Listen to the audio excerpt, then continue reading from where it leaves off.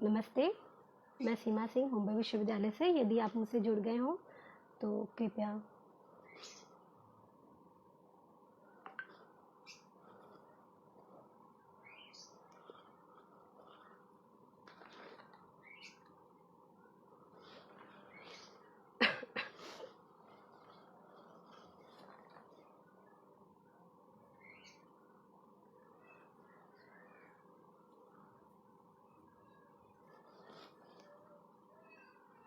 जी नमस्ते डॉक्टर मुल्ला आदम अली जी, धन्यवाद आपका।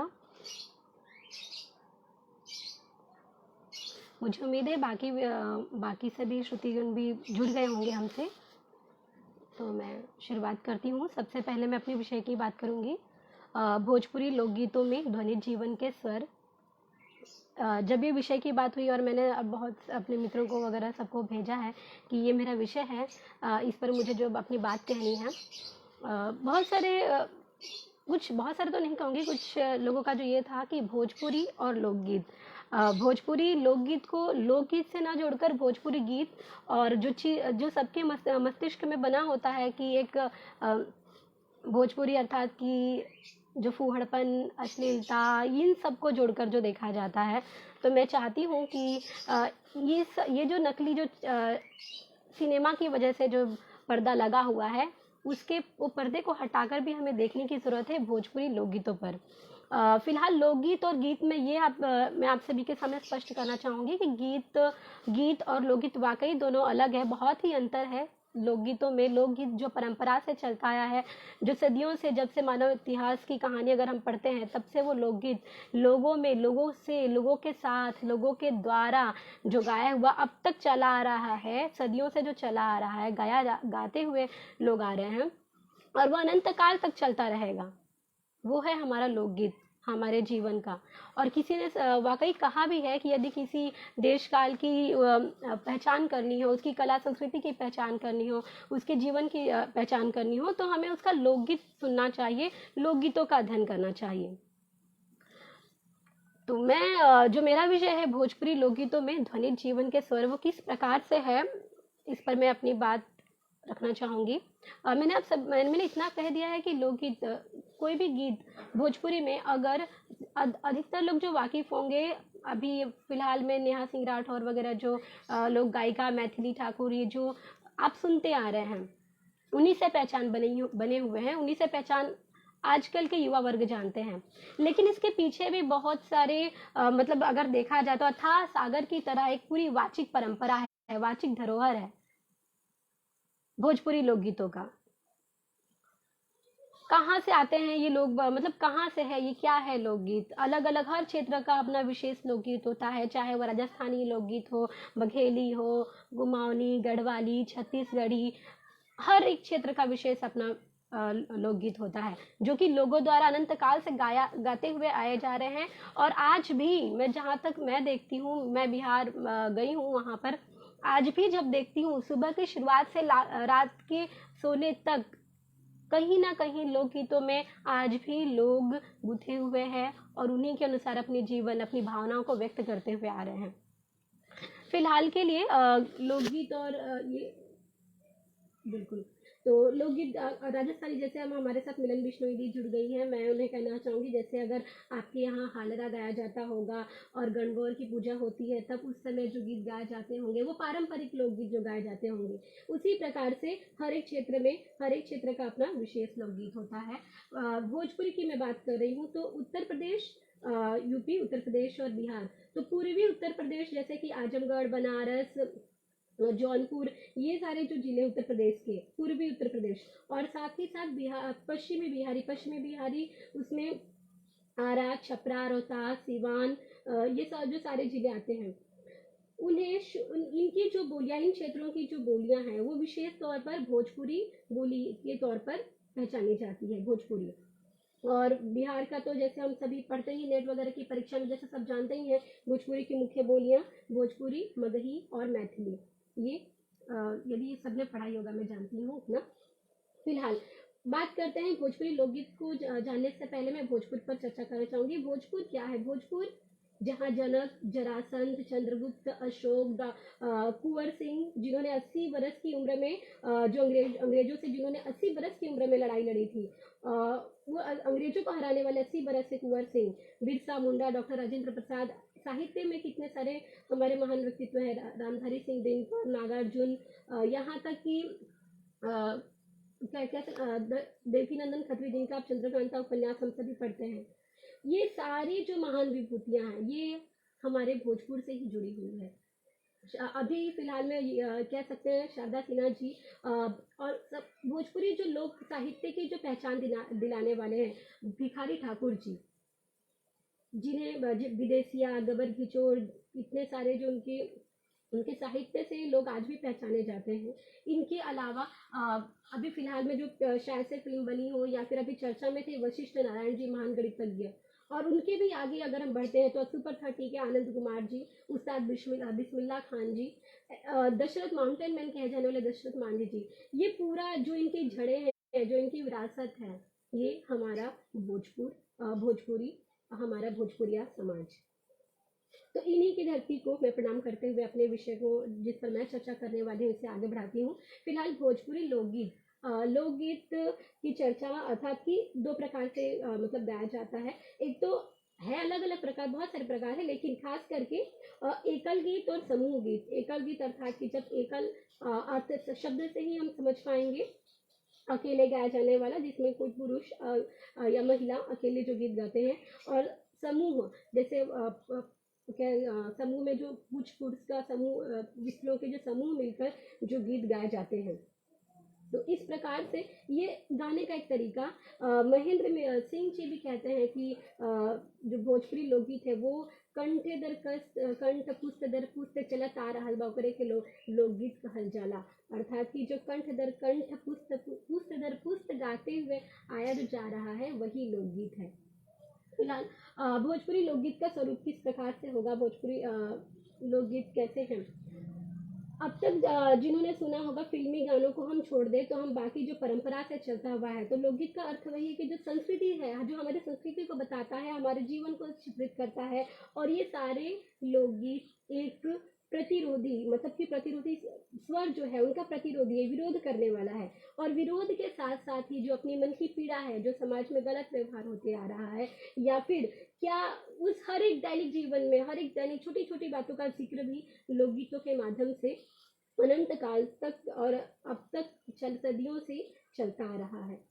भोजपुरी लोकगीत में ये संस्कार गीत की बात करें तो संस्कार क्या, जन्म से लेकर मृत्यु तक ये पूरा संस्कार ही है जो हम मनुष्य की पहचान है। जन्म संस्कार से लेकर विवाह, यज्ञोपवीत, सब सारे संस्कार मृत्यु तक, ये सारे जन्म से लेकर मृत्यु तक के लोकगीत लोगों द्वारा लोगों में गाया गया है, और यही भोजपुरी लोकगीत। मैं अगर ये बात कहें कि भोजपुरी लोकगीत की तौर पर ही मैं कहते हैं कि अगर हम सब पूरे भारत में अलग अलग सबका विशेष है, लेकिन मेरा मुख्य जो विषय है किसी केंद्र में रहकर अगर मैं बात करना चाहूँ तो मैं भोजपुरी लोकगीत, भोजपुरी स्थान है जिससे मैंने अभी थोड़ी देर पहले ही कहा कि ये उत्तर प्रदेश का पूर्वी भाग और बिहार का पश्चिमी भाग, वहाँ पर जो गाए जाने वाले जो गीत हैं मैं उन्हीं पर चर्चा करूंगी। भोजपुरी लोकगीतों के स्वरूप को अगर हम जानना चाहेंगे तो इन गीतों में घटना, कोई भी घटना हो सकती है, नाम, समय, काल, सभी को लेकर व्यक्ति विशेष तक सबसे जुड़ा हुआ है, सभी को जोड़े रखता है, बांधे रखता है ये गीत। संस्कार गीत में सबसे पहले अगर हम ये कहें जन्म संस्कार, तो सबसे महत्वपूर्ण प्रसिद्ध जो गीत रहा है एक गीत जो बधाई के तौर पर जो गाया जाता है, बधाई के तौर पर एक बहुत ही सुंदर गीत गाना, मेरे अभी दिमाग मुझे भी याद नहीं आ रहा है, लेकिन जैसे ही मुझे याद आया मैं आप सभी के सामने जरूर बताऊंगी। फिलहाल इन गीतों में इतिहास, बहुत ऐतिहासिकता को लेकर गीत लिखे गए हैं। जैसे सितवा के सितवा में मंदिर में छूटल जाला हो, और इसे मैं आपको पहले वाक्य बताना चाहूंगी, फिर अगर यदि मुझे गाने आए तो मैं कोशिश जरूर करूंगी। वाक्य है, सीता के टिकवा मंदिर में छूटल जाला हो, ऐसन सुंदर सीता के रवनवा हरले जाला हो, घोड़वा चढ़ले अइले राम लक्ष्मण भैया हो, मारे तिरवा लंका में गरद उड़ जाला हो। तो ये ऐतिहासिक था, किस प्रकार से राम और सीता जो जब रावण सीता का हरण करता है, तो इस बात को किस माध्यम से लोकगीतों में किस प्रकार से व्यक्त किया गया है, ये हम सुन सकते हैं। और गाया इस प्रकार से गया है कि सीतवा के टीकवा मंदिर में छूटल जाला हो, मंदिर में छूटल जाला हो, ऐसन सुंदर सीतवा के रावणवा हर ले जाला हो। घोड़वा चढ़ल आइले राम लक्ष्मण भैया हो, राम लक्ष्मण भैया हो, मारे तिरवा लंका में गरद उड़े जाला हो। माफ करिएगा, मेरी आवाज़ उतनी मधुर नहीं है, लेकिन मैं कोशिश जरूर कर रही हूँ कि एक खूबसूरती है इन गीतों की कि वाक्य रचना शब्द के साथ साथ किस प्रकार से धुन, ताल और लय किस प्रकार से जुड़ता हुआ आ रहा है, और यही इसकी जीवंतता है लोकगीतों की। इसके अलावा ही अगर जब हम 1857, मैंने कहा कि वीर कुंवर सिंह, जब हमारा 1857 अंग्रेजों से जो पहला युद्ध हुआ था, उसमें 80 बरस के जो वीर कुंवर सिंह जो थे, जिन्होंने अंग्रेजों को पछाड़ के रख दिया है, उस समय की उम्र में उन्होंने जो काम किया है, साहसिक काम किया है, उसे भी लोकगीतों में इसी प्रकार से व्यक्त किया गया है। जैसे पहली लड़ैया कुंवर सिंह जीतले, दूसरी अमर सिंह भाई आहे, तीसरी लड़ैया सिपहिया सब जीते ले, उठे ले लाट घबराई। देखिए कितनी खूबसूरती है और कितनी सच्चाई है कि जब ये पहले कुंवर सिंह जी जो है वो जब पहली लड़ाई 1857 में जीतते हैं, तो बाकी किस प्रकार से अन्य सिपाही लोग भी अलग अलग क्षेत्रों में भी, अलग अलग जगह पर भी इसी प्रकार से विद्रोह उठता है। और ये विद्रोह से उठे लाट घबराई, जो लॉर्ड कर्जन ये सब जो है, उन्होंने वो किस प्रकार से घबरा गए हैं, इन सभी का ब्यौरा हमें इन लोकगीतों के माध्यम से प्राप्त होता है। इसके अलावा भी अगर हम जब भारत विभाजन के बाद हमारा ये प्रधानमंत्री जब बनते हैं, तो उसमें भी इसे भी लोकगीतों में बताया गया है कि कवन सैतिया पर लीला शासन भार, भैया जवाहर हो। जवाहरलाल नेहरू जी जब अपने पद ग्रहण करते हैं, तो उसमें गीत लिखा गया है, कवन सैतिया पर लीला शासन भार, भैया जवाहर हो, एक तो ललका बानर जहाँ पर अंग्रेजों को कहा जा रहा है, एक तो ललका बानर, दूसरे मिस्टर जिन्ना हो। इस प्रकार से एकदम कठोर, कड़े कठिनाइयों, कड़े स्वरों में घोर विरोध करते हुए अपनी बात को लोकगीतों के माध्यम से ही कहा रखा जा सकता है। इसके साथ ही अगर इतिहास के अलावा जब भी हम देखें सामाजिक जीवन लोकगीतों में, समाज तो जुड़ा हुआ ही है, समाज की सामाजिक व्यवस्था, परिवार, समाज में स्त्रियों का स्थान, दलितों का हर प्रकार की पूरा जीवन ही लोकगीतों में बंधा हुआ है, लोकगीतों से जुड़ा हुआ है, सजा हुआ है। सामाजिक जीवन की यदि बात करें लोकगीतों में, इस प्रकार से कभी भी यदि कोई भी संस्कार हो, शादी विवाह का हो या पर्व त्योहार, जब न्योता दिया जाता है, जैसे मैंने आप सभी को न्योता दिया था, न्योता मतलब कि किसी को आमंत्रण देना, निमंत्रित करना, तो उस समय विवाह में भी किस प्रकार से केवल ऐसा नहीं कि भगवान को, ईश्वर को या अपने परिजनों को निमंत्रण देना है, बल्कि हर एक इस पृथ्वी पर खूबसूरती से, पृथ्वी से लेकर स्वर्ग तक हर एक छोटे छोटे कहते ना चींटी, उनका भी ध्यान रखते हुए निमंत्रण दिया गया है।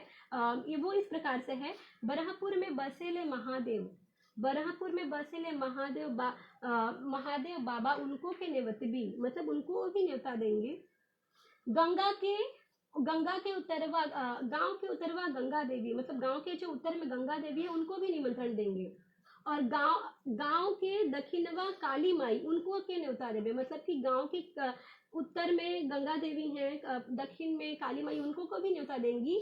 स्वर्ग में बसेले सूरज बाबा, मतलब कि स्वर्ग में जो सूर्य भगवान है, उनको भी निमंत्रण किया जाएगा हमारे कार्यक्रमों में, हमारे सांस्कृतिक कार्यक्रमों में। इसके साथ ही आंधी पानी मतलब हवा पानी, बिलिया में बैठेली चिवटा सांप गोजर, मतलब जो छोटे बिल में जो चींटियां होती हैं, सांप और गोजर होते हैं, उनको भी न्योता दिया जाता है अपने सांस्कृतिक प्रयोजनों में, कार्यों में। और ही चुल्हिया के पछवा लुभका दई, उनको के नेवत भी, मतलब कि जो चूल्हे के पीछे जो बिल्लियां होती हैं, जो छुपी हुई होती हैं, उनको को उन्हें भी न्योता दिया जाता है। मतलब ये है सामाजिक जीवन कि हर एक जहाँ, हर एक लोग, हर एक प्राणी, हवा, पानी, सूर्य, प्रकृति, सभी को जोड़कर किस प्रकार से अपने मांगलिक कार्यक्रमों में आमंत्रित किया जाता है। यह है खूबसूरती लोकगीतों की और उस हमारे जीवन की, सामाजिक जीवन की। और मेरा ये मानना है कि अगर मैं भोजपुरी लोकगीतों की बात कर रही हूँ तो ये केवल यहाँ तक ही सीमित नहीं है, बल्कि ये पूरा, ये जो भावनाएं हैं जो ये व्यक्त हो रही हैं, ये हर एक क्षेत्र विशेष की हैं, हर एक क्षेत्र विशेष की। बस फर्क इतना है शब्दों का, भाषाओं का, धुन ताल है, ये सबका, इन्हीं सबका फर्क है। बाकी अगर आप देखें उत्तर प्रदेश और बिहार के लोक जीवन का, उनके तो कई सारे सांस्कृतिक कार्यक्रम, विवाह की सारी रस्में, अधिकतर रस्में एक ही जैसी होती हैं।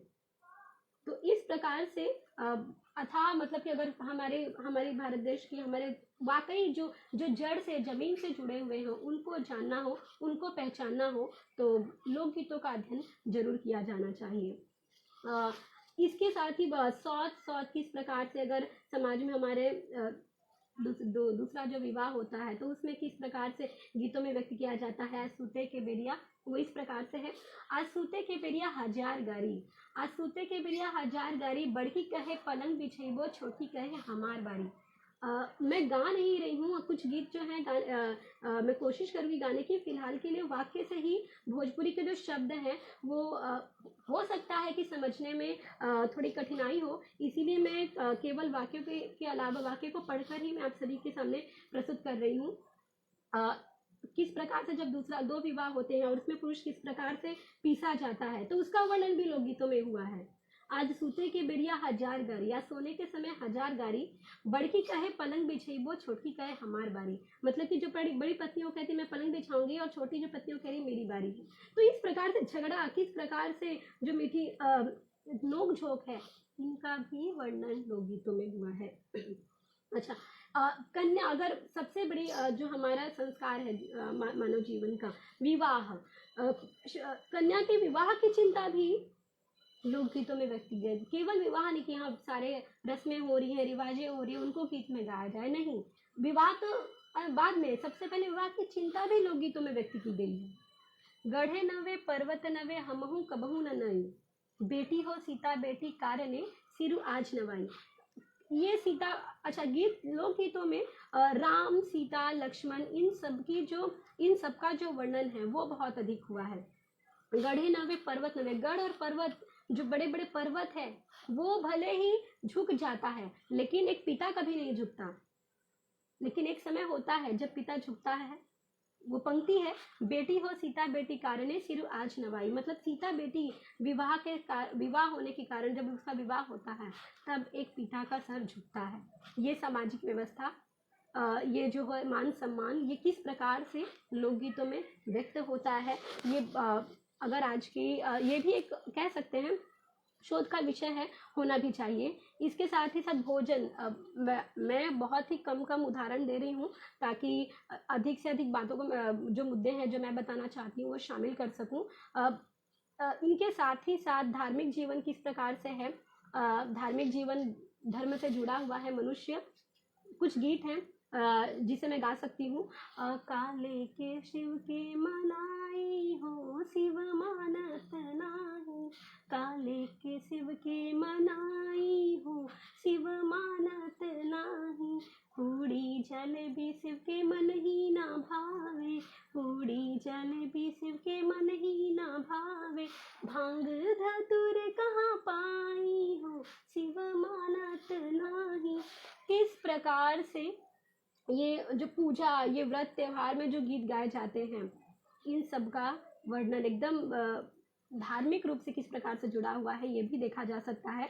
और एक और महत्वपूर्ण गीत है जो लोकगीत से अधिकतर मेरी माँ और मैं अपने परिवारजनों में अब तक सुनती आई हूँ। वो गीत कुछ इस प्रकार से है। अरे दया करो मैया, माया हो करो, गोदिया के बाला कावा हो, अरे दूधे चरण धोआई भी देवी। इस प्रकार से बहुत, जब ये जब माँ जब गाती है, जब घर में हमारे चाची और हम अब अपने बड़ों से जब ये गीत सुनते हैं, तब वो सुनने में उसका जो आनंद है वो अलग है। मैं केवल कोशिश कर रही हूँ। अगर भोजपुरी लोकगीतों की पहचान करनी हो तो एक और बहुत ही महत्वपूर्ण गीत है, देवी गीत, जो कि सबसे यूपी में, चाहे उत्तर प्रदेश में कहा जाए चाहे बिहार, वो उसी से पहचानिए कि भोजपुरी लोकगीत है। और शुरुआत इसी गीत से होती है। अगर मेरे साथ अगर कोई यहाँ से जुड़े हो उत्तर प्रदेश या बिहार से कोई, तो वो जरूर उस गीत से पहचान पाएंगे। निमिया के डाढ़ी मैया लागली झुलुआवा हो कि झूली झूली ना, ये मैया मोरी झूलली झुलुआवा हो कि झूली झूली ना। ये पूरी एक कथा चलती है। ये मैं केवल दो पंक्ति आप सभी के सामने प्रस्तुत कर रही हूँ, लेकिन इस गीत में पूरी एक कहानी चल रही है कि किस प्रकार से देवी, जो देवी है, वो झूला झूल रही, झूलते झूलते उन्हें प्यास लग रही है और वो एक महिला से पानी मांगती है। और वो किस प्रकार से महिला कहती है कि मेरे गोद में एक बालक है तो मैं आपको पानी नहीं पिला सकती। पूरी कथा चलती है।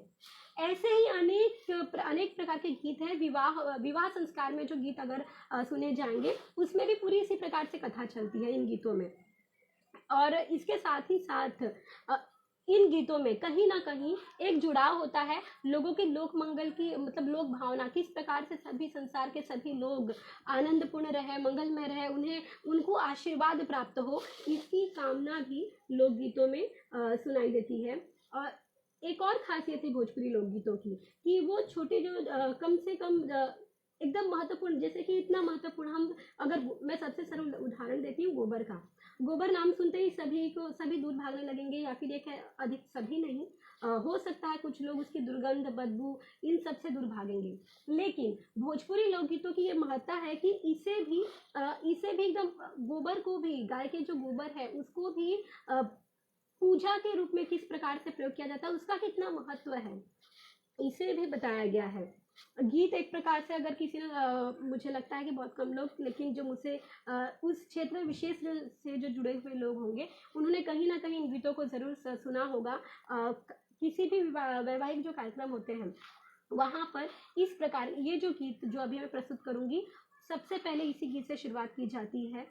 गाय के गोबर अंगना लिपायो रघु नंदन हारी, गाय के गोबर अंगना लिपायो रघु नंदन हारी, गजमोती चौका पुरायो रघु नंदन हारी। मतलब किस प्रकार से गाय को गोबर से आंगन को लीपा जाता है, ये है हमारा जीवन। अगर हम अभी ये टाइल्स है शहरों में जो बिछा हुआ है, और वो ये जीवन किस प्रकार से अलग है, और जो ग्रामीण क्षेत्र विशेष का जो जीवन है वो किस प्रकार से अलग है कि उससे लीप कर हमारे घर आंगन को पवित्र बनाया जाता था। और अभी भी किस सभी कार्यक्रमों में, खास करके जब गांव में विवाह होते हैं, वहां पर भी ये परंपरा आज भी कायम है और इस प्रकार के गीतों से ही शुरुआत की जाती है। इसके साथ ही साथ भोजपुरी लोकगीत ये भी है, भोजपुरी लोकगीतों में इस प्रकार का भी देखा जाता है कि प्रवासी सबसे अधिक भोजपुर जो बिहार उत्तर प्रदेश के ही जो श्रमिक मजदूर हैं, वो यहाँ से विदेशों में गए हैं। और ये भोजपुरी केवल बिहार तक ही सीमित नहीं है या हमारे भारत तक ही सीमित नहीं है, बल्कि विदेशों में भी, सूरीनाम, मॉरिशस, गुयाना, इसके अलावा भी बहुत ट्रिनिडाड टोबैगो, ये बहुत सारे विदेशों में ये जो श्रमिक मजदूर यहाँ से गए हैं और उन्होंने किस प्रकार से अपनी परंपरा को कायम रखा है, अपनी बोली भाषा, अपनी संस्कृति को कायम रखा है। इसीलिए केवल बिहार भोजपुरी यहाँ तक सीमित नहीं है, बल्कि विदेशों में भी अधिकतर उसकी पहचान है। यहाँ तक कि अगर आप सिंगापुर या ऐसे मॉरिशस यहाँ पर जाएंगे तो भोजपुरी औपचारिक को आधिकारिक भाषा का भी दर्जा प्राप्त हुआ है। और वहाँ पर इन गीतों के अलावा अगर हम यहाँ पर भोजपुरी लोकगीतों को हम मतलब कि उतना महत्व नहीं दे रहे हैं, वो महत्व कम होता जा रहा है हमारे अपने देश में। लेकिन जहाँ एक मैंने अभी फिलहाल में ही जो रिसर्च किया है, मैं उसकी जानकारी देना चाहूँगी कि किस प्रकार से चटनी म्यूजिक बहुत प्रसिद्ध है। दक्षिण अफ्रीका में, वहाँ पर वो गीत है, एक बहुत ही प्रसिद्ध गीत है, फुलौरी बिना चटनी कैसे बनी, इस प्रकार से है। कैसे बनी, कैसे बनी, कैसे बनी हो राजा, कैसे बनी फुलौरी बिना चटनी, कैसे बनी। ये बहुत ही प्रसिद्ध हुआ है यहाँ पर भी। लेकिन इसी गीत के आधार पर जब यहाँ के श्रमिक बाहर विदेश में गए तो उन्होंने दिन भर की काम को, थकान को जब अपने गाए हुए गीतों से उसे सहलाना चाहा, तो ये वहाँ पर भी, विदेशों में भी बहुत प्रसिद्ध है। यदि आप सर्च करें गूगल पर तो चटनी म्यूजिक बहुत ही प्रसिद्ध है। फिलहाल के लिए चटनी के गीत से हम आगे बढ़ते हैं। इन गीतों में, विवाह के गीतों में सांस्कृतिक गीत है। सांस्कृतिक गीतों में कुछ उदाहरण देना चाहूँगी गीतों के, जो वो इस प्रकार से हैं। जब विवाह होता है, विवाह के समय जब कन्यादान होता है, तो कन्यादान के समय जो सबसे करुण रस जो होता है इन गीतों में दिखाई देता है कि अगर कोई ना भी रोना चाहे तो जो गाने वाले के साथ साथ जो गीत गाते हैं, जो महिलाएं साथ में बैठकर ढोलक और तबला जो लेकर गाती हैं, बजाती हैं हर एक रस्मों पे, तो उसमें जो सुनने वाले हैं उनकी भी आंखें नम हुए बिना नहीं रह सकती। इस प्रकार की करुणा इन लोकगीतों में है। एक गीत है जो मुझे बहुत ही प्रिय है, मैं उसका उदाहरण देना चाहूंगी। अरे पावे पाए जनिया हो बेटी, गले के मोहर हो मालावा, अरे केकरा जांघे बैठबू हो बेटी, के कर जोबू हो बाटावा, अरे के कर रोवल का हो बेटी, गंगा बढ़ी हो जाई है, अरे के कर रोवल का हो बेटी, चंदन छोटी हो जाई है। शब्दों को समझने में कठिनाइयाँ हो सकती है, लेकिन मैं कम शब्दों में इसका अर्थ बताना चाहूँगी कि जब कन्यादान के समय जो पिता है वो अपनी पुत्री से कहते हैं कि पैर में पैजनी पायल पहनकर मेरी बेटी बैठी है, और पिता पूछ रहे हैं कि किसके जांघ पर बैठी हो और किसका इंतज़ार करोगी। बाट जो है ना, मतलब इंतज़ार करना, किसका इंतज़ार करोगी, और किसके रोने से गंगा का पानी भी बढ़ जाएगा, और किसके रोने से जो चंदन का वृक्ष है, जो चंदन है वो भी भीग जाएगा। ये किस प्रकार से करुणा इन गीतों में दिखाई देती है। ये बहुत ही करुणा में स्थिति होती है। बेटी कहती है, आगे गीत में बेटी कहती है कि मेरे रोने से मैं अपने पिताजी की जांघ पर बैठकर अब कन्यादान करवा रही हूँ, तो मैं विवाह के बाद अपने पिता माता का इंतजार करूंगी, और मेरे रोने से जो गंगा का पानी है वो पवित्र हो जाएगा और गंगा का पानी भी बढ़ जाएगा। मतलब उन आंसुओं की कीमत कितनी है, और ये गंगा के मेरे रोने से जो चंदन है वो भी भीग जाएगा, वो भी गीला हो जाएगा। मतलब किस प्रकार से ये वर्णन किया गया, कितनी खूबसूरती से। ये भोजपुरी लोकगीतों की विशेषता है। फिलहाल करुण रस के बाद इन भोजपुरी लोकगीतों में हास्य बहुत ही अधिक है, व्यंग बहुत ही अधिक है। अपनी बात को केवल ऐसे साधारण तौर पर ना, सामान्य तौर पर ना कहकर हास्य में किस प्रकार से कहना, व्यंग्य में किस प्रकार से कहना, ये भी भोजपुरी लोकगीतों की विशेषता है।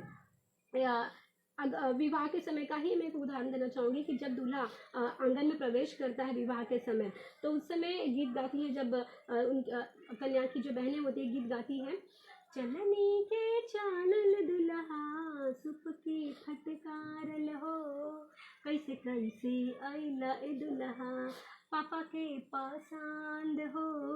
मतलब जो सखियां हैं वो कह रही हैं कि जो दूल्हा है, ये चलनी है, जो चालन होता है उससे चाला हुआ है, और सूप जिसे हम चावल साफ करते हैं, तो वो सूप से भी फटकारा हुआ है। ऐसा दूल्हा है, और पापा को कैसे पसंद आ गया है।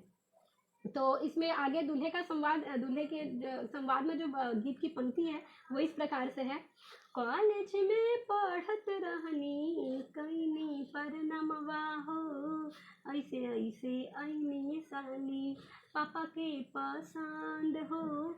देखिए एक नया प्रकार का हम पुरानी जो परंपरा है वो कुछ जब अब आधुनिक जो समय आ गया है वो किस प्रकार से पढ़ाई का महत्व है, किस प्रकार से अपने संस्कार अपनी परंपरा का किस प्रकार से यहाँ पे वर्णन किया गया है कि मैं कॉलेज में पढ़ रहा था, लेकिन जब कॉलेज में पढ़ा था, कॉलेज में पढ़ते समय जब उनको लड़की के जो कन्या के जो पिताजी आते हैं और वो जो लड़का है जो दूल्हा है वो प्रणाम करते हैं, ये प्रणाम ये जो संस्कार है इस वजह से वो लड़का अपनी पुत्री के लिए उस पिता ने उस लड़के को उस पुत्र को पसंद किया है, अपना वर्ग अपनी कन्या के वर्ग के लिए चुना है।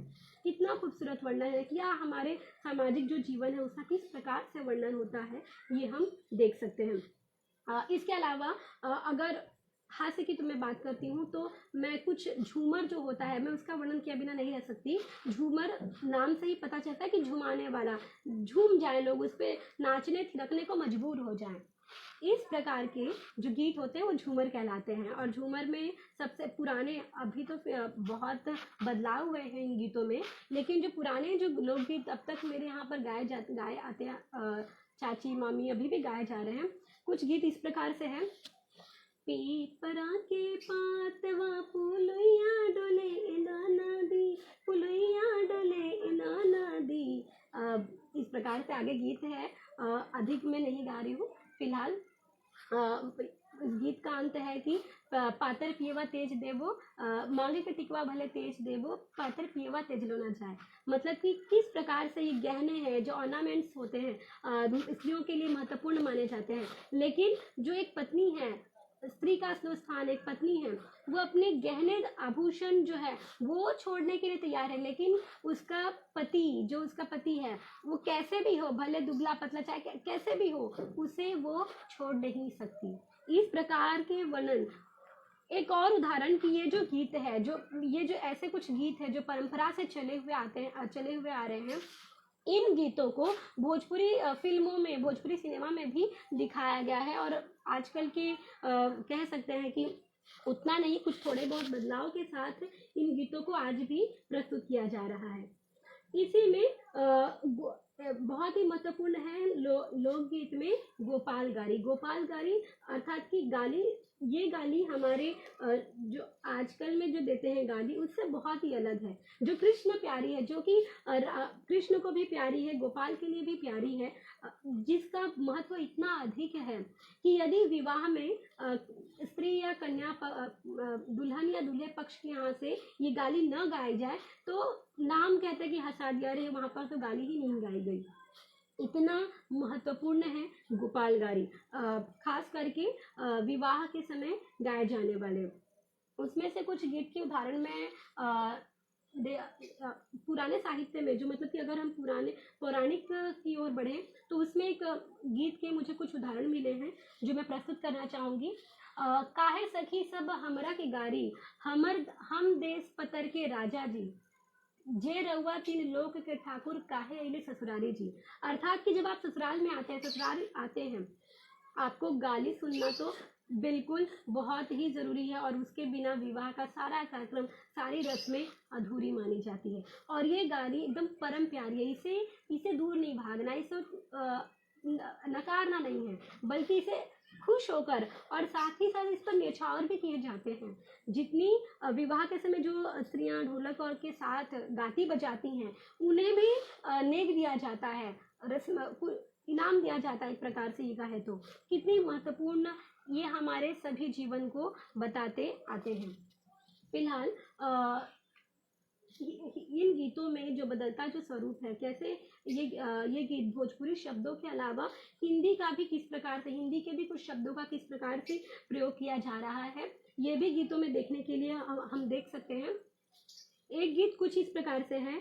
आपन खोरिया बहारे जनक बाबा, गीत के धुन में कोशिश करती हूँ। आपन खोरिया बहारे जनक बाबा, अवतारे दूल्हा दामाद हो। और आगे है पंक्ति है, बैठे के मांगे ले टेबल कुर्सी, लड़ने के मांगे मांगस मैदान, पीने के मांगे ले ठंडा पानी, बियाह के मांगे ले बेटी हो कवन है बेटी, जिन बेटी दल के सिंगार। एक एक शब्द की ओर मैं शब्द के अर्थ बताना चाहूंगी कि अपना जो जब दूल्हा विवाह करने के लिए कन्या के घर आता है, द्वारे आता है, तो सब कहते हैं कि पिताजी से कि पिताजी आप अपना खोलिया बाहर है, मतलब अपने यहाँ का सब साफ करिए, रास्ता सजाइए, क्योंकि दूल्हा दामाद आ रहे हैं। और वो क्या मांग रहे हैं, दूल्हा की क्या मांग रहे हैं, उनकी डिमांड क्या है, बैठे के मांगे ले टेबल कुर्सी। ये इस प्रकार के शब्द, टेबल कुर्सी, ठंडा पानी, ये सब इस प्रकार के शब्द भी आजकल जो आजकल की जो लड़कियां हैं और स्त्रियां हैं, वो इन शब्दों को जोड़ती हुई आ रही हैं कि वो बैठने के लिए टेबल कुर्सी मांग रहे हैं, लड़ने के लिए मैदान मांग रहे हैं, और पीने के लिए ठंडा पानी, और ब्याहने के लिए, विवाह के लिए क्या मांग रहे हैं, बेटी। और वो बेटी कौन है, दल के सिंगार। मतलब ये पूरा जो सार समाज, जो मान सम्मान है, वो हमारी बेटी है, और उस बेटी को मांगने के लिए, ब्याहने के लिए आ रहे हैं। तो इस प्रकार से हिंदी के अलग अलग शब्दों का भी प्रयोग किया गया है, और साथ ही साथ ऐसे भी कुछ गीत हैं जिनमें अंग्रेजी शब्दों का भी बहुत अधिक प्रयोग किया गया है। इसके अलावा मान सम्मान, ये जो भोजपुरी समाज है, उसका मान सम्मान कितना ऊंचा है, और हमें अपने को कितना बरकरार रखना है उसे, इनका भी लोकगीतों में बहुत ही वर्णन किया गया है। विवाह के ही एक रस्म में जब हल्दी और माड़ो गाड़ो, मतलब कि विवाह का जब मंडप बनाया जाता है बांस से, तो उस मंडप को बांधते समय उसकी ऊंचाई कितनी होनी चाहिए, किस प्रकार से होनी चाहिए, इसका वर्णन भी लोकगीतों में बखूबी देखने मिलता है। ये गीत बहुत ही लोकप्रिय है, जिसे सुना होगा किसी ने। हरे हरे हरे बाबा बसवा कटैया, ऊंचे ऊंचे मड़वा छवैया हो, ऊंचे ऊंच मड़वा तरे बैठिया हो बाबा, साजन आवे छेकले दुआर हो। ये जो मंडप बनाया जाता है कन्या के आंगन में विवाह के लिए, वो किस प्रकार से उसकी ऊंचाई होने से, और ये जितना अधिक ऊंचा होगा, मान सम्मान कितना बड़ा होगा, ये हमें दिखाई देता है इन गीतों के माध्यम से। इसके साथ ही साथ जब लोकगीतों में हम जीवन की बात करें, तो किस प्रकार से मैंने एक उदाहरण दिया था आप सभी को कि 80 बरस के जो कुंवर सिंह हैं, उन्होंने जब लड़ाई लड़ी थी, इसी में एक व्रत का भी गीत है। व्रत के गीत में भी जब बहनें पिड़िया के जो गीत होते हैं, एक बहन अपने भाई के लिए व्रत रखती है, उसमें भी इस एक प्रकार का गीत है कि बीरन मुगल के ओरिया सब 60 जने बलैया लेव बीरन, मतलब कि जो मुगल है उनकी ओर से 60 लोग हैं, और मेरा भाई अकेले खड़ा है उनसे युद्ध करने के लिए। ये इस प्रकार की जो ऐतिहासिकता है, ये भी लोकगीतों में बहुत ही बेहतरीन तरीके से दिखाई गई है। फिलहाल के लिए गीतों में व्यंग्य, प्रतिरोध, सरकार, किस बेरोजगारी, दहेज, निरक्षरता, महामारी, इन सारी समस्याओं को भी भोजपुरी लोकगीतों में आज भी पहले भी गाया जाता रहा है, आज भी गाते हुए हम सुन सकते हैं। ये कह सकते हैं कि जो शहर है, जो आधुनिकता है, आधुनिकता की वजह से ये गीत कहीं कम गाए जा रहे हैं, लेकिन जब अधिक ग्रामीण क्षेत्रों में जाए, जहाँ पर अभी भी उतना विकास नहीं हुआ है, लेकिन वो जीवन जो अपनी जड़ें बरकरार रखना चाहते हैं, जो अपनी संस्कार को बरकरार रखना चाहते हैं, वहाँ पर ये गीत आज भी गाए जाते रहे हैं, और इन सारी समस्याओं का विरोध भी करते हुए आ रहे हैं, और ये लोकगीत में आज भी हमें दिखाई देता है। एक गीत है, जब मैंने आपसे को पहले ये कहा था कि प्रवासी किस प्रकार से मतलब कि गए थे, यहाँ से प्रवास अलग अलग विदेशों में, देशों में, अपने घर द्वार छोड़कर, अपने परिवार की चिंता के लिए, अपने परिवार को आगे बढ़ाने के लिए, नौकरी की तलाश में जब श्रमिक मजदूर जाते हैं, उस समय अगर पत्नी जब अकेले घर में रहती है, उसकी स्थिति क्या होगी, उसकी मनस्थिति का वर्णन भी लोकगीतों में हुआ है। एक गीत है, कहाँ कैला राजा हो दियर में डेरा डाल के, कहाँ कैला राजा हो दियर में डेरा डाल के, ना पेननी टीकावा, ना पेननी चूड़िया, ना चलनी राजा हो कमरवा झमकाए के। इस प्रकार का एक गीत है कि मतलब कि आप घर परिवार को दूर रखकर चले गए, दूर दूर चले गए नौकरी करने के लिए, घर परिवार को चलाने के लिए। लेकिन स्त्री का आभूषण के प्रति प्रेम क्या कहता है कि क्या क्या किया आपने नौकरी पर जाकर, घर परिवार छोड़कर, कि मैं अभी भी कपड़े के लिए तरस रही हूँ या गहनों के लिए तरस रही हूँ। इस प्रकार का जो वर्णन है ये भी लोकगीतों में दिखाई देता है। इसके साथ ही साथ जब ये तो ठीक है कि गहना चाहिए, कपड़े चाहिए, घर परिवार के लिए खाना चाहिए, तो ठीक है, लेकिन एक समस्या ये भी होती है कि जब वो श्रमिक या फिर वो मजदूर के रूप में जब पत्नी को अकेले छोड़कर कहीं और गया है काम करने, तो अगर पति वहां पर किसी और स्त्री से विवाह करे तब उसकी क्या स्थिति होगी। इसका वर्णन लोकगीतों में इस प्रकार से हुआ है कि करत रहला दिल्ली के नौकरिया हो, बदनाम जाने करिया है राजा जी, टीका वाले अइहा जोड़ा जोड़ हो, सवतिया जन ले अइहा राजा जी। मतलब कि आप दिल्ली में गए हो नौकरी करने के लिए, वो ठीक है, टीका मांग टीका लेकर आएंगे वो भी ठीक है, अगर कुछ नहीं लाए तो भी ठीक है, लेकिन सवतिया जन ले अइहा मतलब कि सौत लेकर मत आइएगा। ये एक प्रकार की चिंता इन लोकगीतों में, और ये महिलाओं की स्थिति रही है। ये कह सकते हैं कि उनकी एक कला हो गई है, कला है उनकी, महत्वपूर्ण कला है कि वो अपनी बात को, अपने विरोध को, अपनी परेशानी को खुले तौर पे एकदम डंके की चोट पर ये कहती है। और वो भी ऐसे नहीं कि ठीक है सिर्फ कहना है तो कह देना, नहीं, गा बजा कर कहती है, ताल ठोक कर कहती है। ये है भोजपुरी लोकगीतों की विशेषता, ये है लोक जीवन की पहचान कि किस प्रकार से हम जुड़े हुए हैं और हमें अपनी बात कहने का पूरा अधिकार है, और हम एकदम ताल ठोक कर कहेंगे, सुर ताल के साथ कहेंगे। ये है भोजपुरी लोकगीत। ये आजकल के जो गीत होते हैं जिसमें फूहड़पन, अश्लीलता दिखाती है, उन सबसे बहुत परे है। एक पूरी संस्कृति है, एक पूरा धरोहर, एक पूरी विरासत है ये भोजपुरी लोकगीत, जिसे कह सकते हैं कि छुपा अब तक कहीं ना कहीं पर्दे के पीछे छुपा हुआ है, और इस पर शोध करके भी हमें आगे लाने की जरूरत है। और जहाँ तक यदि आप देखते हैं कि जब राजीव गांधी जी जब हमारे प्रधानमंत्री बने थे, तो उस समय जनसंख्या की चिंता जब सता रही थी, तो नसबंदी कराने के लिए किस प्रकार से वो दौर ही कुछ अलग था कि इस प्रकार की जो प्रक्रिया मुहिम जो चलाया जा रहा था, उसे भी गीतों में लोगों ने बनाया, उसे भी गीत में लोगों ने पिरोया है। वो गीत इस प्रकार से है कि नया जवानी नया जारी बलम नसबंदी कराला हो, नया जवानी नया जारी बलम नसबंदी कराला हो, पहले नसबंदी और माता और पिताजी दूजे। मतलब इस प्रकार से किन किन मुद्दों को लेकर लिखा गया, हमें ये ध्यान देने की जरूरत है। हम अपनी अभिव्यक्ति को, हम अपनी मन की पीड़ा को, हम जो समाज में कुछ क्या क्या घट रहा है, हम किन किन मुद्दों को उठा सकते हैं लोक गीतों के माध्यम से।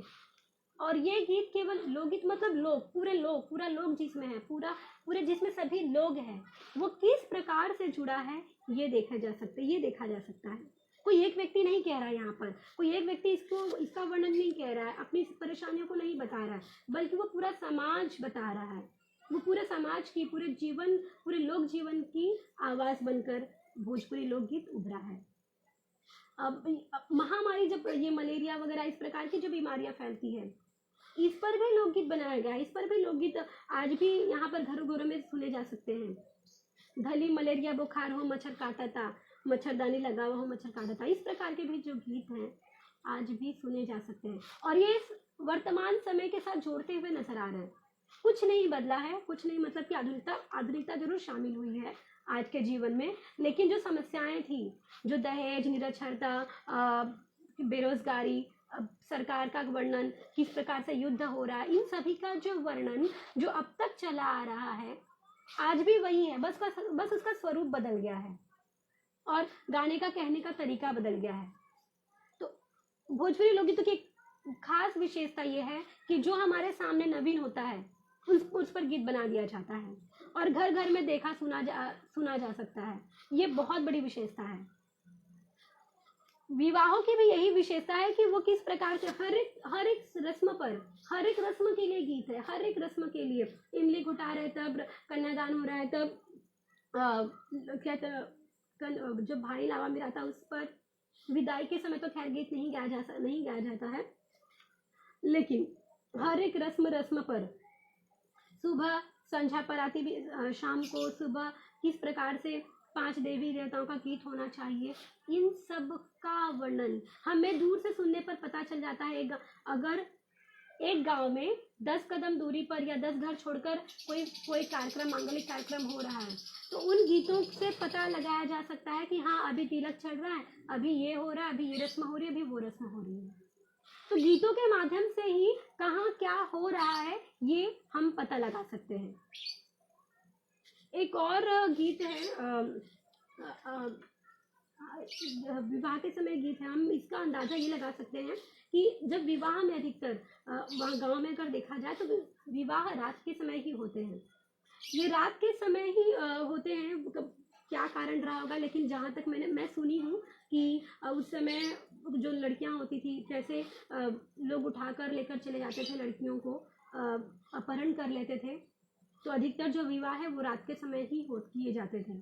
और मुझे लगता है कि वो अब तक चला आ रहा है और अभी भी विवाह रात के समय ही होते हैं। उस पर जो गीत बना है वो मुझे ये कहता है कि नहीं, पहरेदार है जो घर के पुरुष वर्ग है, वो पहरेदार है, उनकी जिम्मेदारी है अपनी बेटी के लिए, इसीलिए वो घर में चोरी हो रहा है। इस प्रकार की इतनी सारी जिम्मेदारियों को लेकर जो चला जाता है समाज, इसका भी वर्णन लोकगीतों में किया हुआ है। किस प्रकार से एक जब भसुर जो मतलब कि दूल्हे के जो बड़े भाई हैं वो गुरहथी करने आते हैं, तो उसमें भी जब वो आंगन में ही आते तभी गीत गाया जाता है।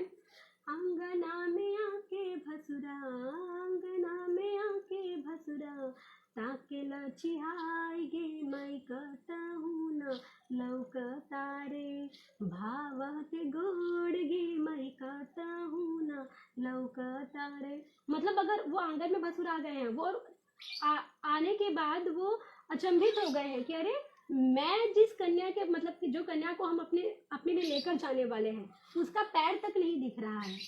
ये किस प्रकार का वर्णन है, क्या दर्शाता है हमें कि उस समाज में अगर कोई अपहरण करने के लिए उस समय लड़कियों को जो उठाकर लेकर जाते थे और वो आकर देख रहे कि यहाँ पर तो कोई है ही नहीं, वो लड़की के तो पैर भी नहीं दिख रहे हैं, इस प्रकार का वर्णन इन गीतों में हुआ है। आगे है पंक्ति, हमरो कवन, मैं शब्द का प्रयोग कर रही हूँ, कवन और शब्द कवन, कहवा, ये जो शब्द है भोजपुरी के लोकगीतों में इसका प्रयोग किया जाता है जब स्थान, व्यक्ति का नाम न पता हो या हमें बताना नहीं हो, तो हम कवन शब्द का प्रयोग कर लेते हैं, कहवा स्थान के लिए प्रयोग कर लेते हैं, कवन व्यक्ति के लिए प्रयोग कर लेते हैं। तो गीत आगे की पंक्ति कुछ इस प्रकार से है, हमारो कवन पापा, हमारो कवन भैया, बड़े जिम्मेदार गे मई बाबूनी के, ओरिए ओरिए राखे पहरदार गे मई बाबूनी के, ओरिए ओरिए। मतलब कि वो गीतों में ये कह रहे हैं कि जो मेरे घर के जो बड़े पिता और भाई हैं वो इतने जिम्मेदार हैं कि अपनी बेटी के आसपास, ओरिए मतलब कि किनारे किनारे आसपास पहरेदार लगा के रखे हुए, पहरेदार बन के खड़े हुए हैं।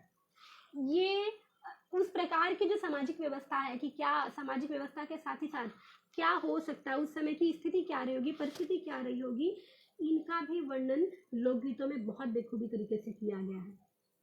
और आज भी ये गीत इसी प्रकार से गाए जाते हैं बिना किसी बदलाव के।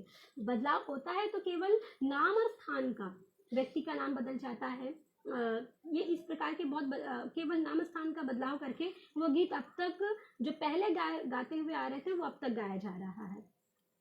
इसके साथ ही साथ समय हो चुका है माफ करिएगा। कुछ और जो बातें महत्वपूर्ण है वो भी मैं आप सभी के सामने में प्रस्तुत करना चाहूँगी कि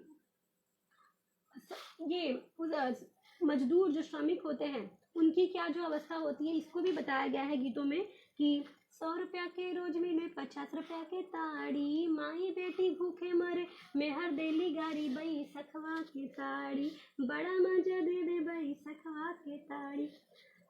ये जो निठल्ले जो बैठे हुए होते हैं, मतलब कि कुछ नहीं करना है, मेहनत मजदूरी नहीं करनी है, बस बैसा का जो ताड़ गोला जो होता है वो पीकर रहना है और घर परिवार में कौन भूखे मर रहा है उसका ध्यान नहीं देना। ये स्त्रियां किस प्रकार से विरोध कर रही हैं गीतों के माध्यम से, ये दिखाई दे रहा है कि बस 100 रुपया 50 रुपया मिल जाता है, ताड़ी जो होता है ताड़ गोला वो पीकर वो नशे में रह जाते हैं और घर परिवार भूखे मर रहा है, उसकी कोई चिंता फिक्र नहीं है। और ये गीतों के माध्यम से कहती है स्त्रियाँ, ये महिलाएं गीतों के माध्यम से कहती हैं, गाकर कहती हैं कि सुनो, सुनना बहुत ज़रूरी है। और जब सुनोगे नहीं जब तक, तब तक ये बदलाव नहीं होने वाला है। और ये लोकगीत ही है जो कहते हैं ना कि हमें चेतना, हमारे अंदर जागरूकता पैदा करते हैं कि जागो, ये समाज में इस प्रकार से हो रहा है, इसे बदलने की ज़रूरत है। इस प्रकार से घटना घट रही है, इसे भी बदलने की ज़रूरत है। इसके साथ समय हो चुका है। मैं कुछ और एक जानकारी बस दे देना चाहूँगी कि भोजपुरी लोकगीतों में भी बहुत अधिक संख्या में किताबें भी हैं। अगर डॉक्टर कृष्णदेव उपाध्याय जी का भोजपुरी लोकगीत भाग 1, ये पूरा वैज्ञानिक संग्रह है लोकगीतों का, जिसे डॉक्टर कृष्णदेव उपाध्याय जी ने संग्रह किया। 2 भाग हैं इसके, जहाँ तक मेरी जानकारी है। इसके साथ ही साथ डॉक्टर श्रीधर मिश्र, महेंद्र सिंह जी, बहुत सारे ऐसे जो लेखक हैं जिन्होंने भोजपुरी लोकगीतों का संग्रह किया है, संकलन किया है। डॉक्टर शैलेश श्रीवास्तव जी हैं जिन्होंने भोजपुरी लोकगीत एवं प्रचार प्रसार माध्यम, ये एक इस प्रकार एक और किताब है। बहुत सारे शोध कार्य होते आए हैं इस विषय पर। अगर हम ये जानना चाहें, वो डॉक्टर कृष्णदेव उपाध्याय जी का एक और किताब है, भोजपुरी लोक साहित्य का अध्ययन, भोजपुरी लोकगीत, भोजपुरी ग्राम गीत, ऐसे बहुत सारी किताब हैं। यदि इन्हें शोध का विषय बनाया जाए तो एक बहुत अच्छा खासा समाज हमारे सामने, किस प्रकार से हम जहाँ रहते हैं उसकी पहचान क्या है। ये जो धूमिल हो चुकी छवि है सिनेमा के माध्यम से, फूहड़ अश्लील गानों के माध्यम से जो धूमिल हो चुकी छवि है, उसका पर्दा एकदम, उस परत को एकदम हटाया जा सकता है, एकदम साफ किया जा सकता है, ऐसा मेरा मानना है। मैं जो युवा वर्ग होंगे, जो अब तक जो सोशल मीडिया पर जो ज़्यादा अधिक ध्यान देते हैं, उन्होंने अगर नेहा सिंह राठौड़ जी को सुना होगा, मैं विरोध नहीं कर रही हूँ, लेकिन कुछ ऐसे लोक गायक भी हैं जिन्होंने केवल कहते हैं कि शब्द बदल दिए और उसे अपना नाम दे दिया। लोग ये गीतकार कौन है, तो मैं, मतलब आप गीतकार नहीं हैं। जब मैंने इस पर रिसर्च किया था, जब मैंने शोध किया था, मैं वहां पर जाकर जिन जिन महिलाओं से मैंने ये लोकगीत जो लिखवाए हैं उनसे, वो महिलाएं, उन लड़कियों का कहना है ये परंपरा से चलता हुआ आ रहा है, ये पहले से गाया होता रहा। उनका एक ही जवाब है कि वो पहले से गाते हुए आ रहे हैं, इसलिए हम भी गा रहे हैं। तो जब वो जिन्होंने अपनी डायरी में सहेज कर रखा है इन गीतों को, अपनी डायरी में जिन गीतों को सहेज कर रखा है, वो ये कहती हैं कि लोकगीतों का कोई भी मतलब कि ये मालिक नहीं है, जो ठेकेदारी वाला ना, ये नहीं, मेरी चीज है, मालिकियाना हक किसी का भी नहीं है लोकगीतों में, क्योंकि वो लोगों का है, लोगों के लिए है, लोगों तक ही है, लोगों से ही है। उस पर कोई एक व्यक्ति आकर नहीं कह सकता कि ये मेरी रचना है, ये मेरी रचना है, ये मेरा गीतकार है, इसी गीतकार मैं स्वयं हूँ। इस प्रकार के जो भ्रम फैलाने वाले जो लोग हैं, उनको भी ध्यान देने की जरूरत है कि अगर हम कुछ दुनिया के सामने प्रस्तुत कर रहे हैं तो उसे वास्तविकता को बताएं। अपना नाम ना देकर जो वास्तविक क्या है, उसके पीछे की संस्कृति क्या है, उसके पीछे की सच्चाई क्या है, उसे जरूर बताएं। हाँ, यदि आपने बदलाव किए हैं, आपने विषय तो वही है जो पहले मैंने, एक और गीत है, मैं राजनीति में नहीं मुद्दों को नहीं लेना चाहूंगी, लेकिन जब लालू जी थे उस समय भी गीत बहुत प्रसिद्ध था, आलू छीला है लालू। तो मतलब कोबी पे भइल महामार, आलू छीला है लालू, ये उस समय का था। लेकिन किसी ने ये नहीं कहा कि ये मेरा है, ये मेरी विरासत है, इसे मैंने लिखा है, बिल्कुल नहीं। ये जो भ्रम फैलाने वाले जो कुछ नए जो युवा वर्ग के लोग हैं, उन्हें समझने की जरूरत है कि वो जिसे प्रस्तुत कर रहे हैं लोगों के सामने, उसकी सच्चाई के साथ प्रस्तुत करें। वो ये ना कहें कि आपने, एक और गीत है, मैं उदाहरण देना चाहूंगी, जब विवाह के समय दूल्हा पक्ष के यहाँ से लोग आते हैं विवाह के लिए, तो उपहास के तौर पे, व्यंग तौर पे जो गीत गाया जाता है, जय बाकी कार बड़ा रामा दुवरवा ताहार बाप के नहा तारा दादा के नहा, जय बाकी कार बड़ा रामा दुवरवा ताहार, ये जो गीत है, ये सदियों से चले आ रहे हैं, परंपराओं से चले आ रहे हैं। और आप अगर मैं उसे गाकर कहूंगी कि ये मेरा गीत है, इसी गीतकार में खुद हूँ, तो ये नाइंसाफी है, ये गलत है। तो इन सब से बचना चाहिए, यही मैं कहना चाहूंगी। फिलहाल के लिए जो मेरी ये जो जानकारी है, मैंने भोजपुरी लोकगीतों पर एमफिल जब मैंने किया था, एमफिल के शोध कार्य के लिए जब मैं गई थी, तो ये सारी जो जानकारियां हैं मैंने वहां से इकट्ठा की हैं। और जो लोग ये कहते हैं कि आजकल ये गीत गाए नहीं जाते, अब तो कोई नहीं गाता है, इस प्रकार के जो कहते हैं वो अपवाद हो सकते हैं। आज भी जब जाती हूँ तब मैं ये गीत सुन सकती हूँ, अपने घर परिवार में, अपने आसपास में सभी जगह सुन सकती हूँ। तो कह सकते हैं एक दो जगह अपवाद को छोड़कर ये कि आधुनिकता आ गई है, फैशन आ गया है, लेकिन अभी भी ये बरकरार है। जो अपनी जड़, जो अपनी संस्कृति को, अपनी विरासत को अपनी पहचान बनाते हैं, उन्होंने इन लोक गीतों को अभी भी सहेज कर रखा हुआ है और अभी भी गाते हुए सुने जा सकते हैं घरों घरों में। मेरे घर में खुद, मेरी माँ खुद। तो इस प्रकार की जो शोध कार्य है एमफिल में, मेरी किताब इस पर है। जो शोध के रूप में मैंने उस समय काम किया था, वो किताब के रूप में आ रही है। भोजपुरी लोकगीतों में ध्वनित जीवन के स्वर। जब किताब बंद करा जाएगी तो मैं ज़रूर आप सभी के सामने प्रस्तुत करूँगी। फिलहाल के लिए समय हो गया है, बस 1 ही मिनट है। तो मैं आप सभी से विदा लेना चाहूँगी एक झूमर के साथ तो नहीं, लेकिन शब्द आपको समझ में आए या ना आए, एक बहुत ही खूबसूरत गीत जो मेरी पसंद का है।